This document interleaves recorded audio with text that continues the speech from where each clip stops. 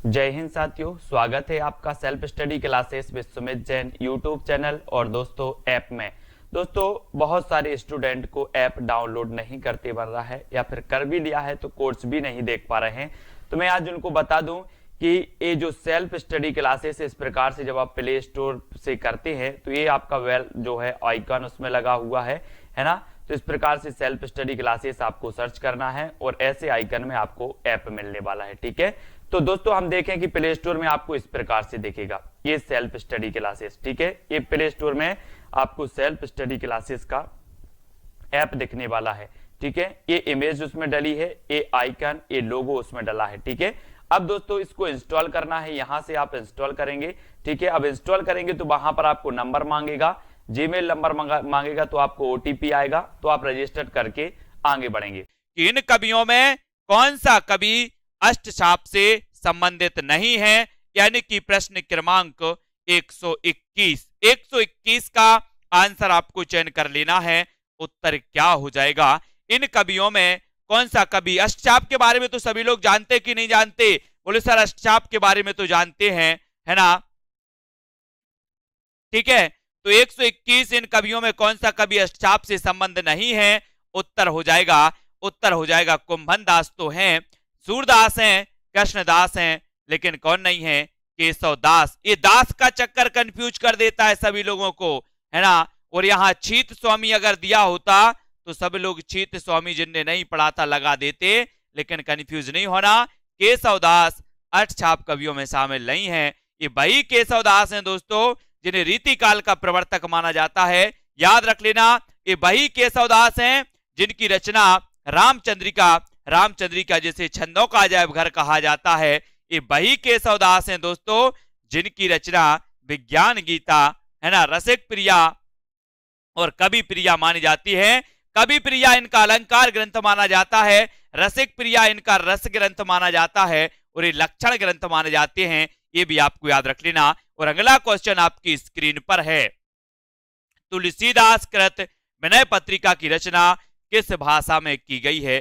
तुलसीदास कृत विनय पत्रिका की रचना किस भाषा में की गई है? प्रश्न क्रमांक 122 का उत्तर आपको चयन कर लेना है। अवधी में, खड़ी बोली हिंदी ब्रज भाषा या फिर मैथिली में? तो उत्तर क्या हो जाएगा विजय जी? उत्तर बताना 122 का। विनय पत्रिका की रचना किस भाषा में की गई है? तो अपन ने पढ़ा था तुलसीदास को, मैंने कई बार आपको बताया है कि तुलसीदास की 12 प्रमाणिक रचनाएं मानी जाती हैं। और जिन 12 प्रमाणिक रचनाओं में से आपने पता होगा कि जिनमें राम और मंगल आए, वो अवधी की, और जिनमें राम और मंगल ना आए वो ब्रज भाषा की, है ना। तो बिल्कुल सरल हो जाता है। बोले सर विनय पत्रिका की बात करोगे तो विनय पत्रिका ब्रज भाषा में है, ब्रज भाषा, और सी नंबर आपका बिल्कुल सही हो जाएगा। और आपको पता है कि रीति काल भक्ति काल में ब्रज भाषा अपने काव्य के रूप में चरम सीमा पर थी दोस्तों। वो तो इसकी दम टूट गया कब? जब ये पहुंची आधुनिक काल में, द्विवेदी युग जैसे काल में महावीर प्रसाद द्विवेदी ने हिंदी को समर्थन दिया, खड़ी बोली को समर्थन दिया, खड़ी बोली को, है ना।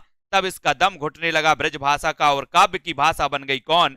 खड़ी बोली, है ना। तो यहां पर ब्रज भाषा आपका बिल्कुल सही हो जाएगा। और अगला क्वेश्चन है, केशव दास की किस रचना की गणना लक्षण ग्रंथ के अंतर्गत की जाती है? लक्षण ग्रंथ बताना, लक्षण ग्रंथ, है ना, लक्षण ग्रंथ बताओ सभी लोग। धर्मेंद्र जी, केशव दास की किस रचना की गणना लक्षण ग्रंथों में? लक्षण ग्रंथ आपने पढ़ा होगा कि रीति काल में लक्षण ग्रंथ लिखे गए, जिनमें दोस्तों संस्कृत की रीति को यथावत अपनाया गया, है ना, वो कहलाते लक्षण ग्रंथ। जिनमें अलंकार रस आदि का उचित वर्णन, उचित दोस्तों समावेश किया गया, वो कहलाते रीति ग्रंथ, लक्षण ग्रंथ, है ना। केशव दास की किस रचना की गणना लक्षण ग्रंथों में की जाती है? और प्रश्न क्रमांक 123 है और 123 का आंसर आपका हो जाएगा। मैंने अभी आपको बताया था कि दोस्तों एक अलंकार ग्रंथ है, कौन सा? केशव दास का कवि प्रिया केशव दास का अलंकार ग्रंथ है। और दोस्तों कवि प्रिया यानी कि डी नंबर, इसे लक्षण ग्रंथ माना जाता है। और डी नंबर जिन्होंने चयन किया उनका आंसर बिल्कुल सही है ना, उनका बिल्कुल सही आंसर है D number. Very good answer, D number, D सही हो जाएगा। रश्मि जी डी नंबर सही होगा। कवि प्रिया इनका लक्षण ग्रंथ है। 84 वैष्णव की वार्ता का लेखक कौन है? 84 वैष्णव की वार्ता। बोले सर चाहे 252 वैष्णव की वार्ता की बात कर लो, चाहे 84 वैष्णव की वार्ता कर लो, हिंदी साहित्य के इतिहास लेखन के स्रोत माने जाते हैं 84 वैष्णव की वार्ता, 252 वैष्णव की वार्ता, भक्तमाल, है ना, ये दोस्तों हिंदी साहित्य के इतिहास लेखन के स्रोत माने जाते हैं। जब हिंदी साहित्य का इतिहास लिखा गया, सबसे पहले गारसा दत्तासी ने प्रयास किया दोस्तों, है ना, इस्तवार दाला लेते तो हिंदुस्तानी के माध्यम से। और दोस्तों ये फ्रेंच विद्वान थे, इन्होंने फ्रेंच भाषा में इस ग्रंथ की रचना की। लेकिन इस ग्रंथ की रचना आपको पता है कि हिंदी साहित्य के लेखन स्रोत के आधार पर की। वो स्रोत कौन कौन से थे? तो अपन पढ़ते हैं 252 वैष्णव की वार्ता, है ना, 84 वैष्णव की वार्ता, भक्तमाल, इनको पढ़ लेते हैं। और 84 वैष्णव की वार्ता के जो लेखक हैं वो माने जाते हैं गोकुलनाथ। कौन माने जाते हैं? गोकुलनाथ। यानी कि आपका उत्तर हो जाएगा विकल्प नंबर आ नंबर, बिल्कुल सही हो जाएगा। आ नंबर आपका बिल्कुल सही हो जाएगा। बरबे रामायण किसकी रचना है? बहुत बढ़िया प्रश्न है दोस्तों। बरबे रामायण यानी कि 125 का आंसर, 125 का उत्तर बता। मैंने आपसे पूछा है कि रामचरितमानस किसने लिखी? बोले सर रामचरितमानस लिखी किसने? तुलसीदास ने। अब रामचरितमानस अगर इन्होंने लिखी है तो इन्होंने बार बार रामायण पढ़ी होगी कि नहीं पढ़ी होगी? जल्दी बताओ। बोले सर अगर इन्होंने रामचरितमानस लिखी, अगर नहीं लिखी ही है, इन्होंने रामचरितमानस लिखी है तो इन्होंने बार बार रामायण पढ़ी होगी। और बार बार पढ़ी तो बरबे रामायण, बरबे रामायण यानी बार बार रामायण किसने पढ़ी? बोले सर तुलसीदास ने, है ना, याद रख लेना। इन्होंने रामचरितमानस की रचना की और रामचरितमानस की रचना दोस्तों इन्होंने कर दी तो इन्होंने बार बार रामायण पढ़ी तुलसीदास जी ने, है ना। आपको पता होगा रत्नावली ने कह दिया कि इतनी भक्ति श्री राम के चरणों में लगाओगे, इतना प्रेम आप श्री राम से करोगे तो भाव सागर से तार तर हो जाओगे। बोले हद तेरी की, छोड़ दिया पूरा, है ना, छोड़ दिया और निकल गए और पहुंचे भैया कहां? बोले चित्रकूट के घाट पे, भाई संतन की भीड़, तुलसीदास चंदन घसे तिलक देत रघुवीर, है ना। कृष्ण की सरस क्रीड़ाओं का वर्णन करने वाला प्रख्यात ग्रंथ कौन सा है? कृष्ण की सरस क्रीड़ाओं का वर्णन करने वाला बताना है। उत्तर क्या हो जाएगा? 126 का आंसर चयन करना है, सभी लोग चयन करेंगे। उत्तर क्या होगा? कृष्ण की काव्या गोस्वामी, कहां डाउट है आपको? कृष्ण की सरस क्रीड़ाओं का वर्णन करने वाला प्रख्यात ग्रंथ कौन सा है? 126। और 126 में आपका उत्तर हो जाएगा कृष्ण की सरस बताना है। उत्तर क्या हो जाएगा? सरस क्रीड़ाओं का वर्णन करने वाला, सरस क्रीड़ाओं का वर्णन करने वाला जो ग्रंथ है वो ग्रंथ का नाम क्या है? वो ग्रंथ का नाम क्या है?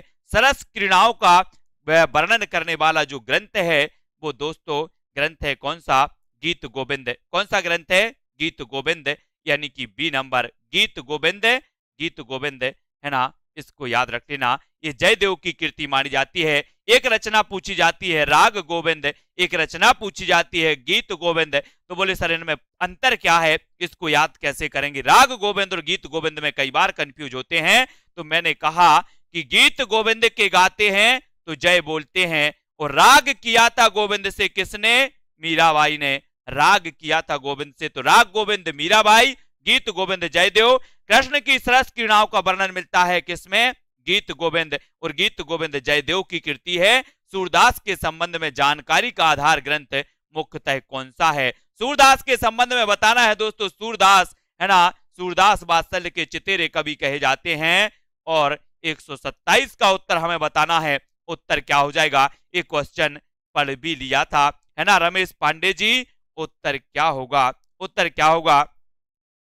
सभी लोग चयन करेंगे। और सूरदास के संबंध में जानकारी का आधार जो ग्रंथ है वो अपन ने पढ़ लिया किसने? सोनू सिंह जी। प्रश्न क्रमांक 127, और 127 का आंसर हो जाएगा बा यानी कि 84 वैष्णव की वार्ता, और बी नंबर आपका बिल्कुल सही हो जाएगा। सोनू सिंह ने कहा कि तुलसीदास मेरे फेवरेट कवि हैं। तुलसीदास क्या है? फेवरेट कवि हैं। ऐसा ही दोस्तों आपको पता है रामचंद्र शुक्ल जो प्रभावित थे, सबसे ज्यादा प्रभावित थे रामचरितमानस से, है ना। कौन? रामचंद्र शुक्ल। उन्होंने भी कहा था कि तुलसीदास फेवरेट कवि हैं, है ना। रामचरितमानस से प्रभावित थे तुलसीदास, रामचंद्र शुक्ल जी। आपको पता होगा कि रामचंद्र शुक्ल जी ने ठेका ले रखा था। जब हिंदी साहित्य बोले सर हिंदी साहित्य पढ़ो तो रामचंद्र शुक्ल को बाजू में बैठा लो, पता नहीं कौन सा कथन बोल दें, है ना। तो यहां पर आपको बताना नामदेव का संबंध किस प्रवृत्ति से है, नामदेव का संबंध बताना है। और आपको पता है दोस्तों, क्या पता है, जल्दी बताओ क्या पता है। बोले नामदेव पता है, नामदेव का संबंध पता है, किससे था, तो किससे था, तो उत्तर बता दो जरा, किससे था। सगुणवाद, बोले सर छोड़ो इसको, मैंने छोड़ दिया। नाथ पंथ, निर्गुणवाद, सूफी मत। अब आपको बताना है, प्रश्न क्रमांक 128 आपके पास है। और बोले नामदेव की बात करते हो, बोले सर ये निर्गुणवाद या फिर निर्गुण काव्यधारा से संबंधित थे कौन, नामदेव, है ना। नामदेव यानी कि सी नंबर आपका बिल्कुल सही हो जाएगा। आपका नाम भी निर्गुण नहीं होना चाहिए, निर्गुण, है ना। बोले मेरा नाम तो बोले सर निर्गुण है, गुण ही नहीं है कोई, इसको याद रखो, निर्गुणवाद नामदेव, है ना। अगला, परहित सरस धर्म नहीं भाई, परहित सरस धर्म नहीं भाई पंक्ति किस रचनाकार की है। प्रश्न क्रमांक 129 में सभी लोग अंगूठा चला देना, लाइक कर देना। ये क्लास अपनी रोज 9 बजे होती है और धमाकेदार क्लास होती है दोस्तों, जिसमें हम याद तो कम करते हैं, पढ़ते ज्यादा है ना। Very good. परहित सरस धर्म नहीं भाई, ये किसकी है। बोले सर इतनी सरल पूछोगे, मैंने कहा सरल भी पढ़ना है, सरल भी पढ़ना है। तो ये पंक्ति किसकी हो जाएगी, 129 का तुलसीदास। क्या हो जाएगा, तुलसीदास, है ना। ये तुलसीदास हैं, चंदन, ये दोस्तों आपको पता है ये तुलसीदास हैं, वही तुलसीदास हैं जो मुर्दा पर बैठकर नदी को पार कर जाते हैं। ये वही तुलसीदास हैं दोस्तों जो सांप को रस्सी समझकर और एक मंजिल चढ़ जाते हैं। ये वही तुलसीदास हैं जिनको वैराग्य हो गया था, तुलसी को वैराग्य हुआ है, राम राम यह जानकी, है ना। ये तुलसीदास जी को याद रख लेना। और आ नंबर आपका विकल्प सही हो जाएगा। किस काव्यधारा के अंतर्गत मूर्ति पूजा और अवतारवाद का विरोध किया गया, मूर्ति पूजा और अवतारवाद का विरोध किया गया, ये आपको चयन करना। 130 का आंसर, 130 का आंसर क्या हो जाएगा, सभी लोग बताएंगे, उत्तर को चयन करना है। किस काव्यधारा के अंतर्गत मूर्ति पूजा और अवतारवाद, यानी कि मूर्ति पूजा यानी कि निराकार ब्रह्मा, निराकार ब्रह्मा आपको मूर्ति पूजा का विरोध किया गया, अवतारवाद का विरोध किया गया, यानी कि निराकार ब्रह्मा के प्रवर्तन, निराकार ब्रह्मा को मानने वाले थे, तो कौन थे। 130, कंफ्यूज नहीं होना, आपने पढ़ा होगा कि जो संत काव्यधारा के कवि थे, संत काव्यधारा थे, है ना, संत काव्यधारा के कवि थे, कबीर आदि थे, ये निराकार ब्रह्मा पर विश्वास करते थे, निराकार ब्रह्मा को मानते थे, ये मूर्ति पूजा के विरोधी थे, है ना। इन्होंने कहा था कि काकड़ पातर पूज कर, है ना, एक पंक्ति बहुत बढ़िया कबीर ने दी थी, है ना। तो मूर्ति पूजा के विरोधी थे कौन, संत काव्यधारा के कवि। और संत काव्यधारा में कबीर जी का नाम पहले लिया जाता, कबीर जी, इनको याद रख लेना अंकित जी। भक्ति काल के अंतर्गत किस काव्यधारा में विवाह पूर्व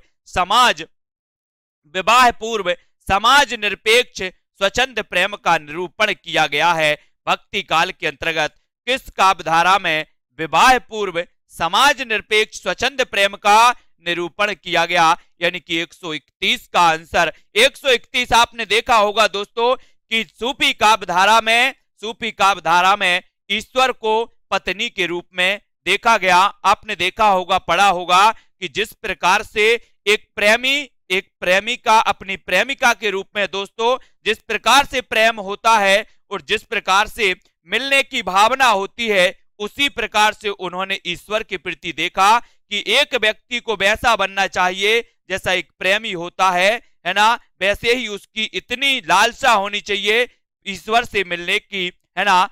तो इतनी अगर लालसा होगी तो निश्चित ही ईश्वर सामने खड़े हो जाएंगे, है ना। ऐसा सोचा है, कैसा देखा है, किसने ऐसा बताया है, किसने, सूफी काव्यधारा में। सूफी काव्यधारा यानी कि आपका जो बी नंबर है, बी नंबर वो बिल्कुल सही हो जाएगा, बी नंबर, ठीक है, ये बी आपका बिल्कुल सही हो जाएगा। कृष्ण गीतावली का रचयिता कौन है, कृष्ण गीतावली आपको बताना है, सूरदास, नंददास, तुलसीदास या फिर मीराबाई। कृष्ण गीतावली का रचयिता कौन माना जाता है, कमेंट में बता दो मेरे प्यारे भाइयों। सोनू सिंह जी, हरिओम जी, है ना, रीना चौधरी, सुमन जी, कपिल देव यादव जी। कपिल देव साक्षात यहाँ आ गए हैं क्रिकेट खेलने, बहुत बढ़िया। कृष्ण गीतावली का रचयिता कौन है? 132, और 132 का जो उत्तर हो जाएगा, बोले सर एक कृष्ण गीतावली भी ब्रज भाषा की रचना है ना। मत समझना कि ये सूरदास की है। कुछ लोग लगा देंगे सूरदास, देखते कौन कौन लगा रहा सूरदास, हम भी तो देखें, है ना। कुछ लोग मीराबाई लगा रहे हैं, और बताओ और कौन लगा रहा है? कुछ लोग नंददास लगा दिया। अधिकांश लोगों ने सी नंबर लगाया, है ना। तुक्का नहीं चलेगा यहाँ पर, तुक्का नहीं चलेगा। चलेगा तो क्या चलेगा? बोले सूरदास को काट दो, नंददास को काट दो, यहाँ पर मीराबाई ये विकल्प भी काट दो, और तुलसीदास आपका बिल्कुल सही हो जाएगा। कृष्ण गीतावली तुलसीदास जी की रचना है ना। यहाँ पर कंफ्यूज होते हैं बहुत सारे लोग, बोले कृष्ण लीला कृष्ण। देखो अनीता जी ने सूरदास बता दिया, बहुत बढ़िया, है ना। ये तुलसीदास की रचना कृष्ण गीतावली, है ना। कॉमन सेंस लगा लेती यार, कृष्ण काव्य धारा के कवि तो सूरदास थे, इसलिए सूरदास की रचना हो जाएगी। क्यों लगाते हो? कॉमन सेंस नहीं लगाना, यहाँ पर आपका हो जाएगा सी नंबर, ठीक है। अगला क्वेश्चन आपको बताना है, या लकुटी अरु कामर या पर राज तिहुपुर को तज डारे, ये पंक्ति किसकी है? ये पंक्ति किसकी है? या लकुटी अरु कामर या पर राज तिहुपुर को तज डारो, ये पंक्ति बतानी है, इस पंक्ति का चयन करना है, और उत्तर क्या हो जाएगा? उत्तर प्रश्न क्रमांक 133 का उत्तर या लकुटी अरु कामर या पर राज तिहु। आपने देखा होगा दोस्तों लकुटी या फिर लटकी, है ना, ये क्या होता है? आपने कृष्ण लीला में देखा होगा कि इस प्रकार से मटकी बनाते हैं, है ना। इस प्रकार से क्या बनाते हैं? ऐसे करके एक मटकी बन गई, ऐसी मटकी बन गई, ये मटकी, है ना। इसको कैसे ऐसे लटका दिया जाता है, ऐसे लटका दिया जाता। तो अब क्या इसमें क्या है? बोले सर इसमें रस है, रस खान या माखन, है ना। इसमें क्या है? माखन है, और ये क्या है? लटकी है, लटकी। तो यहाँ पर क्या है? या लकुटी या लटकी कर लो, लटकी या लटकी अरु कामर या पर राज तिहुपुर को तजडारे। लटकी मतलब क्या लटकी है? बोले सर माखन की ये जो गगरिया है लटकी है, तो ये माखन यानी कि रसखान, इसमें क्या है? रस है, रस। तो रसखान की ये पंक्ति है, और कहा जाता है कि तुलसीदास ने रामचरितमानस सबसे पहले किसे सुनाई थी? रसखान को सुनाई थी, है ना। ये भी आपको याद रख लेना है। और भारतेंदु जी की एक पंक्ति है, वो बता देना रसखान के बारे में जल्दी, किसको याद है? जल्दी बताओ। भारतेंदु जी की एक पंक्ति जो हमेशा पूछी जाती है, रसखान के बारे में उन्होंने कहा था, उत्तर बताओ जल्दी। मलिक मोहम्मद जायसी की रचना पद्मावत किस भाषा में है? मलिक मोहम्मद जायसी की रचना पद्मावत किस भाषा में है? खड़ी बोली, राजस्थानी, अवधी या फिर ब्रज भाषा, किस भाषा में है ना। इन हरिजनन हिंदुअन पर क्या बोलते हैं? इन मुसलमान हरिजनन पर लाखों हिंदू बारिये, है ना। ये पंक्ति कही थी ना भारतेंदु जी ने, आपको पता होगा, बहुत बढ़िया। मलिक मोहम्मद जायसी की रचना पद्मावत किस भाषा में है? किस भाषा में? खड़ी बोली, राजस्थानी, अवधी या फिर ब्रज भाषा। बोले सर मलिक मोहम्मद जायसी की पद्मावत की तो बात ही मत करो, ये महाकाव्य है, प्रथम प्रमाणिक महाकाव्य है, सूफी काव्य का महाकाव्य है, इसकी भाषा तो अवधी है। क्या है? अवधी है, पद्मावत की अवधी, पद्मावत की अवधी, वेरी गुड। और अवधी पूर्वी हिंदी की बोली मानी जाती है, पूर्वी हिंदी, है ना, इसको याद रख लेना। मीराबाई की भक्ति किस भाव की है? मीराबाई की भक्ति, मीराबाई आ गई, है ना। ये मीराबाई कौन थी? इनके राग गोविंद रचना इन्होंने लिखी थी, है ना। और दोस्तों इन्होंने नरसिंह जी को मायरो, राग गोविंद की इनकी रचनाएं मानी जाती हैं, मीराबाई, है ना। और दोस्तों इन्होंने लिखी थी गीत गोविंद की टीका भी इन्होंने लिखी थी, गीत गोविंद की टीका, राग गोविंद, है ना, नरसिंह जी को मायरो। और दोस्तों ये रचनाएं मीराबाई जी की मानी जाती है ना। मीराबाई जी कहती, क्या बोलती थी कि मेरा और ना दूजो कोई, ये भक्ति करती थी दोस्तों, है ना। दाम्पत्य भाव भी माना जाता है इनका। और यहाँ पर माधुर भाव ये कई बार पूछा गया है, माधुर भाव, है ना। बी नंबर आपका बिल्कुल सही हो जाएगा, मीराबाई की बी नंबर, माधुर भाव। इन प्रश्नों को अपन को बिल्कुल, इन प्रश्नों को जब अपन बार बार पढ़ेंगे तो हम बार बार सही करके भी आएंगे, है ना। गलत नहीं करना, जाके प्रिय न राम वैदेही पंक्ति तुलसीदास की किस रचना से उद्धृत है, ये बताना है किस रचना से ली गई है तुलसीदास की जाके प्रिय न राम वैदेही। और 136 का उत्तर आपको बताना है और 36 का जो आंसर हो जाएगा वो क्या हो जाएगा, जाके प्रिय न राम वैदेही, राम वैदेही। और दोस्तों कितनी विनय से ये पंक्ति कही गई है, बोले सर बड़ी विनय से बोली गई, जाके प्रिय न राम वैदेही, जाके प्रिय न राम वैदेही, है ना। और उत्तर क्या हो जाएगा, उत्तर हो जाएगा बोले सर ये तो विनय पत्रिका से ली गई है ना। और हम पत्रिका जब लिखते हैं, किसी को पत्रिका लिखते हैं तो क्या बोलते हैं, प्रिय, है ना, प्रिय लिखते हैं, प्रिय, प्रिय पिताजी, है ना, ऐसे लिखते ना, प्रिय मित्र ऐसे लिखते प्रिय। तो यहां पर आ गया प्रिय, प्रिय, बोले सर हम प्रिय लिखते हैं काय में, पत्रिका में। किसी को पत्र लिखते ना, लेटर लिखते हो, पत्र लिखते हो, तो उस पत्रिका में हम लिखते हैं क्या, प्रिय मित्र, है ना, लिखते तो प्रिय काय में लिखते, पत्रिका में। तो ये पत्रिका की हो जाएगी विनय पत्रिका, यानी सी नंबर आपका बिल्कुल सही होगा, सी, है ना, सी हो जाएगा। इनमें से किस कवि को ब्रज कोकिल कहा जाता है, ब्रज कोकिल यानी कि 137, ब्रज कोकिल किसे कहा जाता है, जल्दी से बताना है विमलेश जी, अंजू रानी जी, शशि सिंह जी। और जिन भी साथियों ने दोस्तों अभी तक एडमिशन नहीं लिया है वो एडमिशन जरूर ले लेना, है ना। Self study classes app download कर लो, एडमिशन ले लो, बढ़िया तरीके से टीजीटी पीजीटी भी आपका आने वाला है ना, जल्दी आएगा और जल्दी आपका पेपर होगा। एलटी वाले हों, नेट वाले हों, टेट वाले हों, कोई भी हो, हिंदी साहित्य को घोर के पीना है काय में, है ना, घोर कर पीना है हिंदी साहित्य को। तो सेल्फ स्टडी क्लासेस में आ जाओ दोस्तों, पता भी नहीं चलेगा। 137 का उत्तर हो जाएगा। बोले सर ब्रज कोकिल की बात करते हो तो सत्यनारायण कविरत्न, सत्यनारायण कविरत्न को कहा जाता है ब्रज कोकिल। और बोले सर मैथिल कोकिल भी कहा जाता है किसी को, तो मैंने कहा हाँ मैथिल कोकिल भी कहा जाता है, किसे, विद्यापति को, विद्यापति को मैथिल कोकिल, ब्रज कोकिल कहा जाता, सत्यनारायण कविरत्न। ये दोनों में कंफ्यूज नहीं होना कभी कभी, नहीं तो ब्रज कोकिल को लगा दो विद्यापति, मैथिल कोकिल को लगा दो सत्यनारायण। तो ब्रज कोकिल, सत्यनारायण, है ना, और दोस्तों मैथिल कोकिल विद्यापति, इनको याद रख लेना है। संत साहित्य में सबसे अधिक पंडित कवि कौन थे, एक क्वेश्चन भी कई बार आया, सबसे पढ़े लिखे कौन थे, सबसे पंडित कौन थे, श्रृंगार रस के विरोधी कौन थे, जल्दी से बताओ। प्रश्न क्रमांक 138 का उत्तर, 138 का उत्तर, संत साहित्य में सबसे अधिक पंडित कौन थे, है ना, सबसे ज्यादा पढ़े लिखे कौन थे, श्रृंगार रस के विरोधी कौन थे। बोले सर मैंने तो कई बार पढ़ा है कि सुंदर लोगों को सजने की जरूरत नहीं होती, है ना, सजने की जरूरत नहीं होती मतलब श्रृंगार की जरूरत नहीं होती। तो उत्तर इसका क्या हो जाएगा, क्या हो जाएगा, संत साहित्य में सबसे अधिक पंडित, विद्वान, है ना, पढ़े लिखे, श्रृंगार रस के विरोधी माने जाते हैं सुंदर दास। और सुंदर से आया सुंदर, और सुंदर को सजने की जरूरत नहीं होती यानी कि श्रृंगार की जरूरत नहीं होती। तो इनने विरोध कर दिया, बोले मुझे तो श्रृंगार की जरूरत ही नहीं है ना, विरोध कर दो ताकि हमसे कोई ज्यादा सुंदर ना लगे, है ना, ऐसे। तो सुंदरदास पंडित थे, विद्वान थे, श्रृंगार रस के विरोधी थे, यानी कि सी नंबर आपका बिल्कुल सही हो जाएगा। दुल्हन गावहु मंगलाचार पद, पद किसके द्वारा रचित है, किसके द्वारा रचित है, दुल्हन गावहु मंगलाचार। प्रश्न क्रमांक 139 का आंसर क्या हो जाएगा, 139 का आंसर क्या हो जाएगा, दुल्हन गावहु मंगलाचार।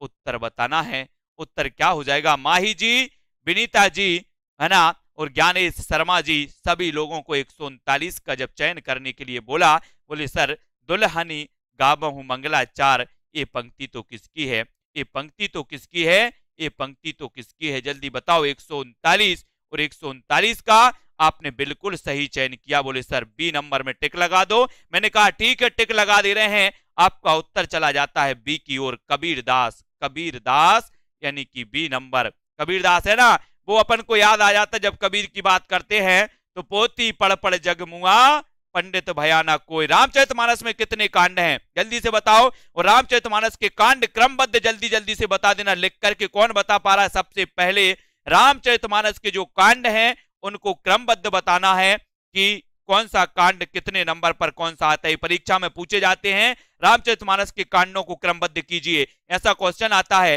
रामचरितमानस में कितने कांड हैं, आपने बता दिया 7 कांड, मैंने मान लिया, ठीक है। अब आप लोग बता दो कि रामचरितमानस के जो कांड हैं वो क्रमबद्ध, जल्दी बताओ कौन बता पा रहा है सबसे पहले, हम भी तो देखें कौन कितनी गहराई से पढ़ रहा है ना। जल्दी बताओ, रामचरितमानस में सर्ग तो ठीक है, वो तो हैं अपने कांड, 7 कांड हैं, और उत्तर क्या हो जाएगा, प्रश्न क्रमांक 140 का आपका हो जाएगा क्या, 7, डी नंबर हो गया, डी नंबर हो गया। बोले सर रामचरितमानस 7 लेकर चलते, हम 7 लेकर चलते तो 7 कांड हो जाएंगे, ठीक है, ओके, बिल्कुल सही है, लेकिन अभी तक किसी ने नहीं बताया, है ना, और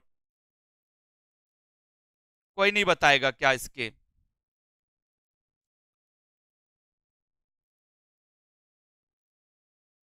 बताओ जल्दी से कौन बता रहा है।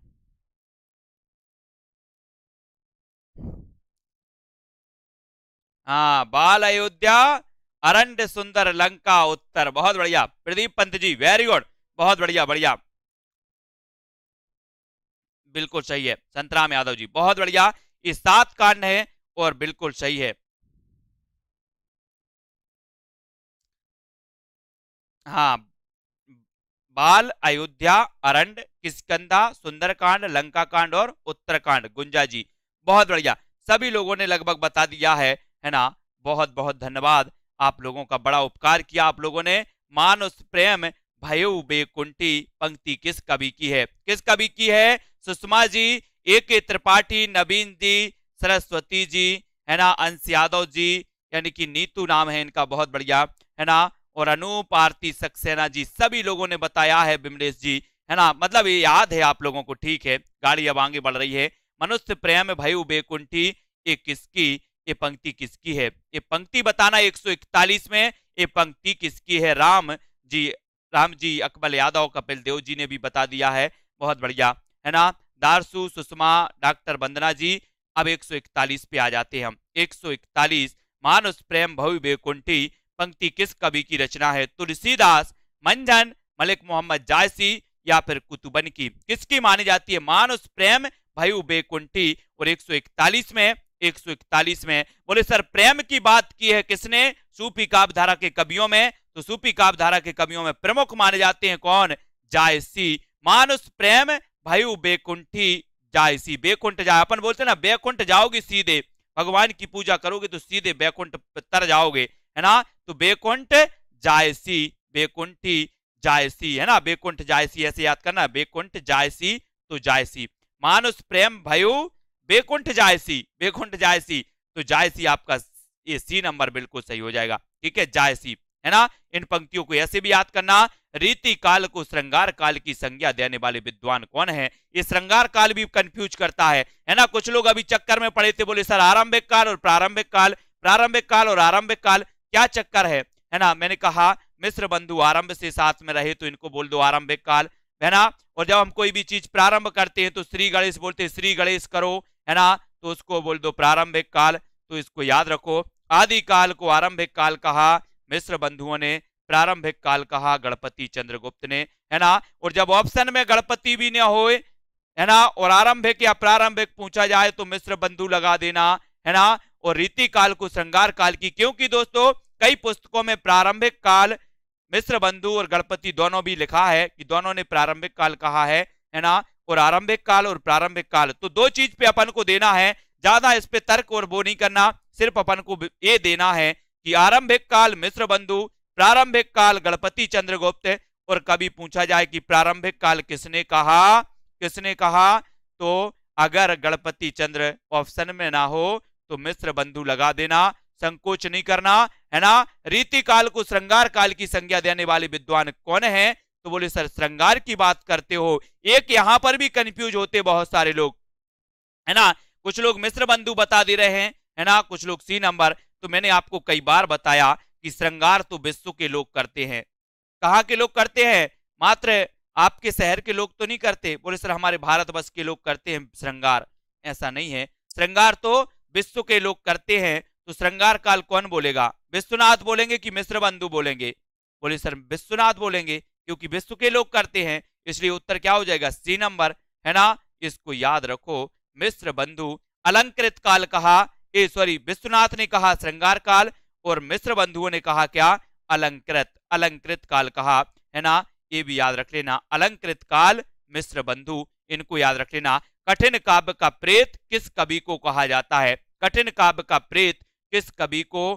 कहा जाता है, ये बताओ। केशव, चिंतामणि, बोधा या फिर ठाकुर। कठिन काव्य का प्रेत किस कवि को कहा जाता है, ये बताओ। कठिन काव्य का प्रेत, कठिन काव्य का प्रेत क्या है, उत्तर बताना 143 और 143 में जो आपका बिल्कुल सही हो जाए उसी पर टिक करना है। कठिन काव्य का प्रेत किसे कहा जाता है, टिक कर देना दोस्तों। अपन को काय में बोले सर कठिन की बात करें तो केस की बात बहुत कठिन है ना, केसों को संभालना बहुत कठिन है। 4-5 बार आईना देखते हो, फिर केसों में थोड़ा सा कंगी अंगी फेरा, है ना, तो केस को संभालना क्या है, बड़ा कठिन है। केस को संभालना क्या है, कठिन है। कठिन है कि नहीं है, बहुत कठिन है।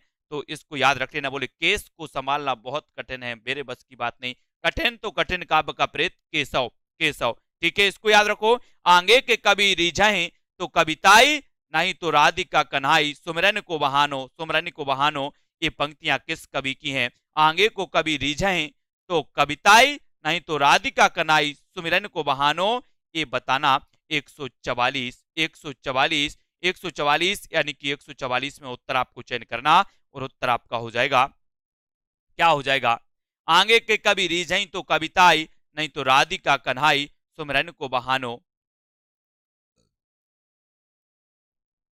उत्तर क्या हो जाएगा, उत्तर बताना है आरसी मलिक जी, मिनी पांडे, तनु जी।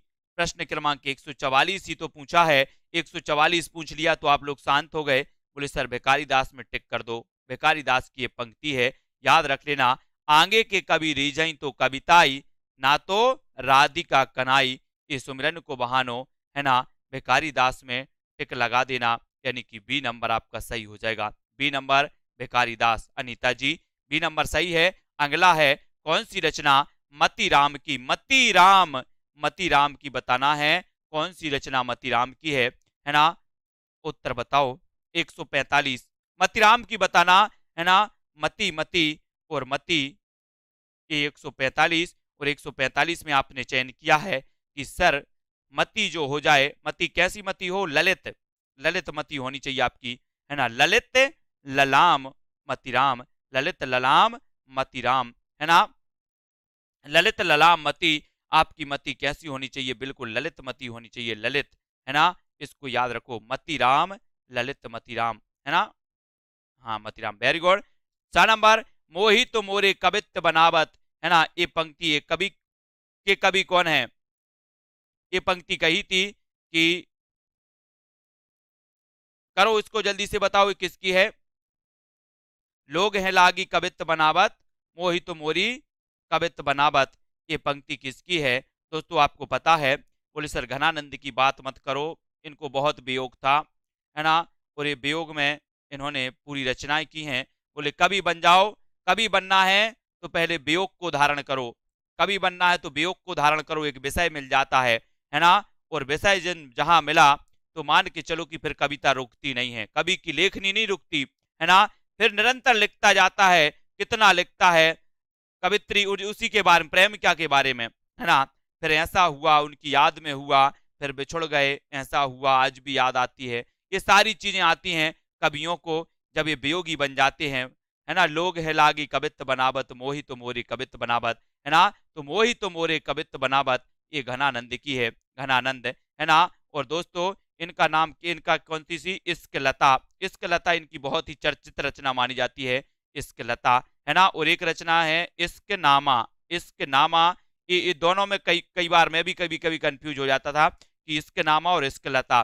तो इश्क लता किसकी है, इश्क लता आपकी घनानंद, इश्क लता घनानंद और इश्क नामा बोधा, बोधा, ठीक है। बोले कैसे याद करें सर इनको, तो इश्क की लताएं कैसी हैं, घनी हैं। बोले सर इश्क की लताएं घनी हैं और इश्क, इश्क में नाम पड़ गया क्या, बोधा, इश्क में नाम क्या पड़ गया, बोधा। ऐसा नहीं करना आप लोग, नहीं तो बोधा नाम पड़ जाए, है ना। तो ये बोधा नाम पड़ गया तो इश्क नामा बोधा, इश्क लता घनानंद, ठीक है।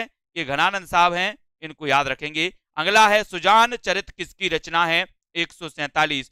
सुजान चरित ये किसकी रचना है? 147 का बताना है। ठीक है,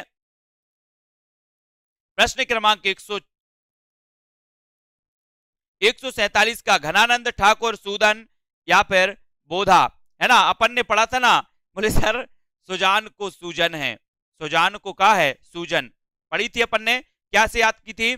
सुजान को सूजन है, सुजान को कहा है सूजन, है ना। सूजन चढ़ जाती ना, बोले सर हमारे उंगली में सूजन है, ऐसे ही करो, सुजान को सूजन है, सुजान को क्या है सूजन। तो सुजान चरित के रचनाकार कौन होंगे? घनानंद लगाओगे क्या? लगा दिया ना बहुत सारे लोगों ने। ये नहीं लगाना मेरे भाइयों, सुजान को यहाँ घनानंद नहीं है, यहाँ सूजन है, सुजान को सूजन, तो सुजान चरित सूदन, है ना। कौन है? सूदन, सूदन यानी कि सी नंबर, है ना। पढ़ना है ऐसा कि याद रहे, याद रहे दोस्तों। क्या है अपन ने पढ़ा? बोले सर सुजान चरित, तो सुजान को क्या है सूजन, तो सूदन कवि की रचना है, इसको नहीं भूलना, ठीक है, इसको नहीं भूलना। सूदन की सुजान को सूजन है ना। कवि कुल कल्पतरु किसकी रचना है? कवि कुल कल्पतरु बताना है। चिंतामणि, देव, केशव, केशव, मतिराम, तो कवि कुल कल्पतरु, कवि कुल कल्पतरु 148 में अपन ने चयन किया था। बहुत अच्छे से मैंने आपको बताया था दोस्तों, क्या बताया था? बोले सर अपने अपने कुल की सबको चिंता रहती है ना। एक दोस्तों आपका जो कुल है वो तरु के समान होता है, तरु, है ना। आपने देखते हैं कि एक तरु एक वृक्ष है, उसकी विभिन्न डालियां हैं, शाखाएं हैं। आपका भी एक कुल वृक्ष के जैसा है, उसकी विभिन्न शाखाएं हो जाती हैं। और कुल की चिंता, कुल की चिंता है आप लोगों को कि नहीं? बोले सर बहुत चिंता है, कुल की चिंता करना है। कौन कौन करता कुल की चिंता? कुल की चिंता करोगे तो दोस्तों क्या हो जाएगा?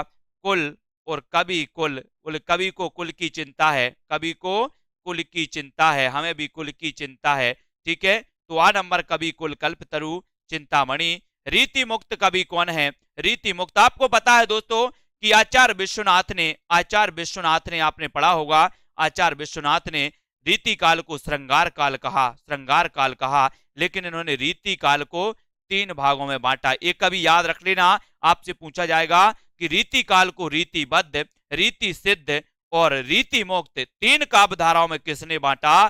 तो बता देना विश्वनाथ ने।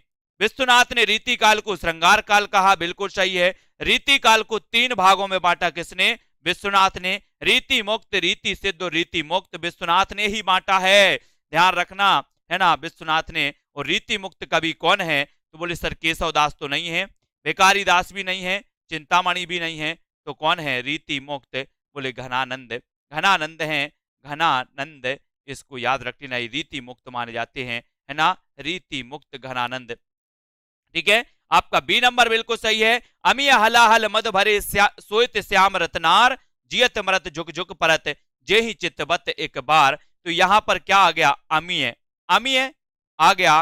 बोले सर अमीय से अमिया ले लो या फिर अमृत ले लो, है ना, या फिर सुधा ले लो।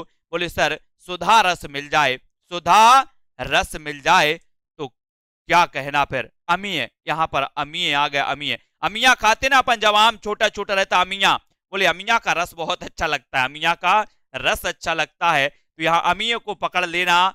अमा, है ना, अमीय मतलब सुधा से लिया गया, बाकी अमीय मतलब अमिया, अमिया छोटी छोटी आम जब छोटा रहता है उसे अमिया बोलते हैं, और अमिया का रस।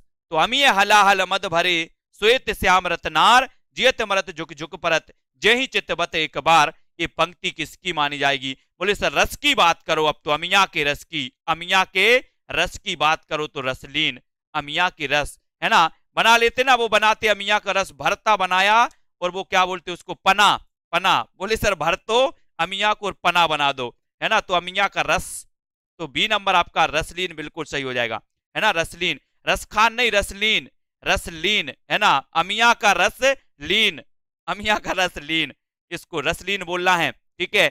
और निम्नलिखित ग्रंथों में कौन सा ग्रंथ छंद विवेचन से संबंध नहीं है? छंद विवेचन से संबंध नहीं है। प्राकृत पेंगलम, छंदो मंजरी, श्रुतबोध या फिर ब्रह बारिश, यानी कि 151 का आपको चयन करना है। छंद विवेचन से संबंध ग्रंथ कौन सा नहीं माना जाता? 151 का हमें चयन करना, और 151 में जब पूछा गया तो उत्तर लगा देना छंद विवेचन। दोस्तों आपको पता है कि छंद जो रीति मुक्त कवि थे, रीति मुक्त कवि थे, इन्होंने ब्रह में वेद नामे काव्य रचनाएं की हैं रीति मुक्त, यानी कि जिनमें छंदों का किसी भी प्रकार से क्या नहीं था, किसी भी प्रकार से कोई बंधन नहीं था, है ना, वो था दोस्तों क्या, छंद से मुक्त, और छंदों के विवेचन से संबंध नहीं है, यानी बोल दो सर ब्रह बारिश। कौन सी नहीं है? ब्रह बारिश, याद रखो ब्रह बारिश, और डी नंबर आपका बिल्कुल सही हो जाएगा। ठीक है, डी नंबर ब्रह बारिश। ठीक है, हाँ लौंजी बोलते हैं, बोई बोई बोई। इनमें से किस कवि ने लक्ष्मण नहीं लक्षण ग्रंथ नहीं लिखा? तो किसने नहीं लिखा? यहाँ लक्ष्मण आ गया था, बोले लक्ष्मण ने तो रेखा खींच दी थी, है ना, तो ये लक्षण ग्रंथ नहीं लिखा किसने? मतिराम, चिंतामणि भूषण या फिर घनानंद। जिन भी साथियों ने self study classes app download नहीं किया है वो ऐप डाउनलोड कर लें प्ले स्टोर से। सेल्फ स्टडी क्लासेस ऐप पर 14 तारीख को मकर संक्रांति के अवसर पर एक बृहद प्रतियोगिता का आयोजन किया जाएगा। 50 प्रश्न आपको दिए जाएंगे। टॉप 3 विनर्स को हिंदी व्याकरण टेस्ट सीरीज में वो दिया जाएगा एडमिशन, है ना। और हिंदी साहित्य के दोस्तों इस कोर्स में आप भी एडमिशन ले सकते हैं, मस्ती से पढ़ सकते हैं और याद कर सकते हैं हिंदी साहित्य को। कभी अगर इंटरेस्ट ना आया हो हिंदी साहित्य में तो आ जाना सेल्फ स्टडी क्लासेस, है ना, हवेली पे आ जाना, हवेली पे। ठीक है, तो इनमें से किस कवि ने लक्षण ग्रंथ नहीं लिखा? तो लक्षण ग्रंथ किसने नहीं लिखा? बोले सर घनानंद की बात करो यहाँ, तो घनानंद, यानी आपका डी नंबर बिल्कुल सही हो जाएगा। आपको पता है दोस्तों भूषण कवि एकमात्र ऐसे कवि थे रीति काल में जिन्होंने वीर रस प्रधान रचनाएं की थी, और भूषण के बाद जो राष्ट्रीय काव्य धारा में नंबर आता है वो आता है दिनकर जी का। किसका? दिनकर, रामधारी सिंह दिनकर, ये भी याद रख लेना, रामधारी सिंह दिनकर। ठीक है, और यहां पर आपका डी नंबर बिल्कुल सही होगा। रीति काल के किस कवि में भक्ति और श्रृंगार का समन्वयात्मक योग है?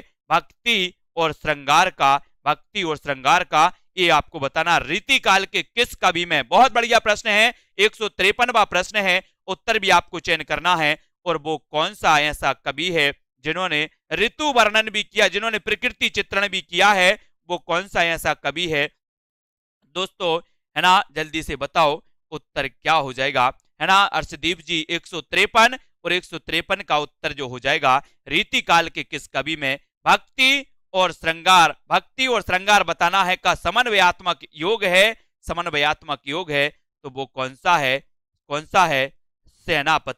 सेनापति, यानी कि आपका जो ए नंबर है सेनापति, इसको याद रख लेना। भक्ति और श्रृंगार का समन्वयात्मक योग है सेनापति, यानी कि आपका जो आ नंबर है वो बिल्कुल सही हो जाएगा, सेनापति बिल्कुल सही हो जाएगा। ठीक है, आपका ये नंबर बिल्कुल सही हो जाएगा। अगला क्वेश्चन है ना, तंत्री नाद कवित्त रस सरस राग रति रंग, अन बूढ़े बूढ़े तिरे जे बूढ़े सब संग। ये पंक्ति किसकी है? ये पंक्ति सभी लोग बताएंगे। 154 का आंसर चयन करना है ना। लाइक जरूर कर देना, सभी लोग लाइक कर देना, है ना, सभी को करना है दोस्तों, गुरु दक्षिणा देकर जाना है ना, सभी लोगों को लाइक, ये अंगूठा नहीं मतलब अंगूठा दबाकर जाना है। तंत्रीनाद कवित्र सरस राग रति रंगन बूढ़े बूढ़े तरे जे बूढ़े सब अंग, घनानंद मतिराम बिहारी या फिर ठाकुर। ये पंक्ति किसकी है? 154 में उत्तर लगाना है। और बोले सर तंत्रीनाद कवित्र सरस राग रति रंग, अन बूढ़े बूढ़े तरे जे बूढ़े सब अंग। अब एक चीज बताना दोस्तों, आप लोग बिहारी और बिहार समझते हैं, बिहार क्या समझते हो? बिहार मतलब बोले सर एक बिहार राज्य है ना। बिहार मतलब एक चीज और होता है, यहां से यहां जाना, मतलब यहां से हम कहां जा रहे हैं, यहां पर जा रहे हैं, तो अपन बोलते कि वो तो यहां से बिहार कर गए। बिहार कर गए मतलब यहां से चले गए, है ना। तो बिहार करना मतलब होता है चले गए। तो यहां पर वही चीज बताई गई है कि अन बूढ़े बूढ़े तरे मतलब अपन बोलते ना तर जाओगे, मतलब यहां से चले जाओगे, बिहार कर जाओगे। तो ये पंक्ति किसकी होगी? बिहारी की कि ठाकुर की? बिहारी, बोले सर बिहार, बिहारी मतलब बिहार कर गए। अन बूढ़े बूढ़े तरे, अन बूढ़े और बूढ़े सब बिहार कर गए, तरे, है ना, तो तर गए, इसको याद रखो, तिरे। तो ये किसकी है? बिहारी की। थोड़ा सा यहां पर अपन को कॉमन सेंस लगाना है, ठीक है, इसको याद रख लेना। हाँ, बिहार का मतलब होता है कि मतलब घूमना, भ्रमण करना या एक स्थान से दूसरे स्थान पर चले जाना, इस प्रकार से। तो अन्न बूढ़े बूढ़े तिरें, तो यहां से क्या होगा बोले सर, तिर गए। तिर गए मतलब चले गए, है ना, दूसरी जगह। बिहार कर गए तो बिहारी, बिहारी यानी सी नंबर आपका बिल्कुल सही हो जाएगा। बघेली बोली का संबंध किस उपभाषा से है? बघेली का आपको संबंध बताना है, जल्दी से बता दें। बोली एवं भाषा से संबंधित प्रश्न है, तो इसका उत्तर हो जाएगा बघेली पूर्वी हिंदी से। पूर्वी हिंदी की हमने ट्रिक बताई थी। अब छत्तीसगढ़ी मतलब अवधी, बघेली और छत्तीसगढ़ी, इस प्रकार से पूर्वी हिंदी से संबंध हो जाएगा। फटाफट कमेंट करें, किस तिथि को हिंदी को राजभाषा बनाने का निर्णय लिया गया था? वो तिथि बतानी है कि किस तिथि में हिंदी को राजभाषा बनाने का निर्णय लिया गया, जल्दी से बता दीजिए। वह तिथि कौन सी थी? हाँ जी, बिल्कुल सही, 14 सितंबर 1949 को हिंदी को राजभाषा के रूप में निर्धारित किया गया। वर्ष 1955 में गठित प्रथम राजभाषा आयोग के अध्यक्ष थे, कई बार पूछा गया है, वेरी वेरी IMP है। प्रथम राजभाषा आयोग के अध्यक्ष कौन थे? तो आपको बता दें कि BG खैर थे। कौन थे? BG खैर। आप इस हिसाब से लगा सकते हैं कि BG खैर जब अध्यक्ष बने तो उन्होंने कहा अब अन्य जो विदेशी भाषा उनकी खैर नहीं रहेगी, हमारी राजभाषा हिंदी ही चलेगी। तो BG खैर प्रथम अध्यक्ष थे राजभाषा आयोग के। आगे है, भारतीय संविधान की 8वीं अनुसूची में शामिल भाषाओं की संख्या कितनी है? ये सभी पे बनना चाहिए। तो आपको बता दें, उनमें जो भाषा की संख्या है वो टोटल 22। कितनी है? 22 है अनुसूची में भाषाएं। हिंदी की आदि जननी किसको कहा जाता है? बहुत सरल प्रश्न है, लेकिन कई बार पूछा गया है। तो हिंदी की आदि जननी है संस्कृत। ठीक है। 8वां विश्व हिंदी सम्मेलन 2007 ईस्वी में आयोजन स्थल था। कई बार पूछा गया 2007 का, वैसे और भी सम्मेलन, लेकिन 2007 का सबसे ज़्यादा पूछा जाता है। तो कहाँ पर हुआ था? तो आपको बता दें कि जो 8वां विश्व हिंदी सम्मेलन 2007 में हुआ वह न्यूयॉर्क में हुआ था। ठीक है। निम्नलिखित में से कौन भारोपीय परिवार की भाषा नहीं है? भारोपीय परिवार की आपको भाषा बताना है, कौन सी नहीं है। तो आपको बता दें कि मराठी, गुजराती तो है, हिंदी तो है ही, मलयालम नहीं है। ठीक है, बाकी मराठी, गुजराती और हिंदी भारोपीय परिवार की भाषा है। हिंदी दिवस कब मनाया जाता है? वेरी वेरी IMP, जल्दी से कमेंट कर दें। दोस्तों, प्रश्न पसंद आ रहे हो तो लाइक जरूर करना वीडियो को। 14 सितंबर को हिंदी दिवस मनाया जाता है। ठीक है। विकास की दृष्टि से प्राकृत की पूर्वकालीन अवस्था का नाम क्या है? प्राकृत की पूर्वकालीन अवस्था का नाम विकास की दृष्टि से, देखो हम क्वेश्चन पर टिक लगा रहे थे लेकिन आंसर पर ही टिक लग गया, पाली। क्या है? पाली। पश्चिमी हिंदी की 2 बोलियों का सही युग्म है। पश्चिमी हिंदी की 2 बोलियों का सही युग्म बताना है, कौन सा है? पश्चिमी हिंदी के अंतर्गत आती है। तो अभी अपन ने पढ़ी थी, पूर्वी हिंदी की है, ब्रज बघेली ये भी नहीं है, छत्तीसगढ़ी बांगरू ये भी नहीं। हाँ, खड़ी बोली और बुंदेली, ये क्या है? पश्चिमी हिंदी की है। ठीक है, खड़ी बोली हिंदी, बुंदेली। अर्धमागधी अपभ्रंश से विकसित बोली है। अर्धमागधी अपभ्रंश से कौन सी बोली विकसित हुई? तो अर्धमागधी अपभ्रंश से बघेली विकसित हुई है। ठीक है दोस्तों, आगे देखते हैं, थोड़ा आंसर देखे जाते हैं, आगे बढ़ते हैं। बहुत महत्वपूर्ण प्रश्न आ गया, वेरी वेरी IMP, कई बार लोग पूछा गया, इसमें कंफ्यूज होकर गलती करके आए हैं। आपको बताना है देवनागरी लिपि का सही क्रम, जल्दी से बता दे। तो मैंने बताया सबसे पहले जो लिपि आई थी वह कौन सी थी? ब्राह्मी लिपि आई थी। तो आप देख ले, इसी में दिया है ब्राह्मी लिपि, फिर गुप्त लिपि, फिर नागरी, फिर देवनागरी। ठीक है, नागरी से हुई देवनागरी। ठीक है, ब्राह्मी से गुप्त लिपि, गुप्त से नागरी, नागरी से देवनागरी, इस प्रकार से। भाषा की सबसे छोटी इकाई क्या है? बिल्कुल भी कंफ्यूज नहीं होना है, भाषा की सबसे छोटी इकाई वर्ण है।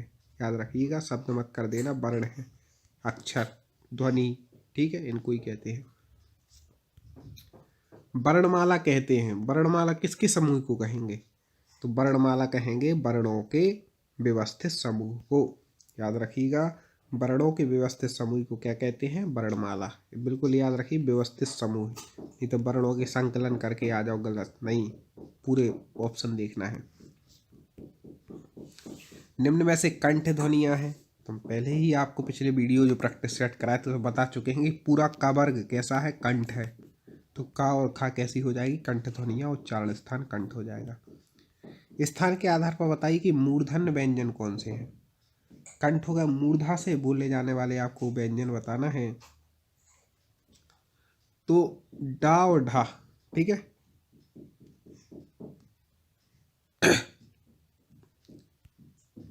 निम्नलिखित में ऐसे अल्प प्राण कौन कौन से, तो हमने बताया था कि प्रत्येक वर्ग का 1, 3 और 5 वर्ण जो होता है अल्प प्राण होता है। जैसे का वर्ग ले लो तो का हो जाएगा, खानी होगा, गा हो जाएगा, गानी, फिर 1, 3 और 5 का खा गा घा इंगा हो जाएगा। तो इस प्रकार से आप लगा सकते हैं। तो आप देख लें 1, 3, 5 किस में दिया है, तो का और गा इसमें दिया है 162 का बी।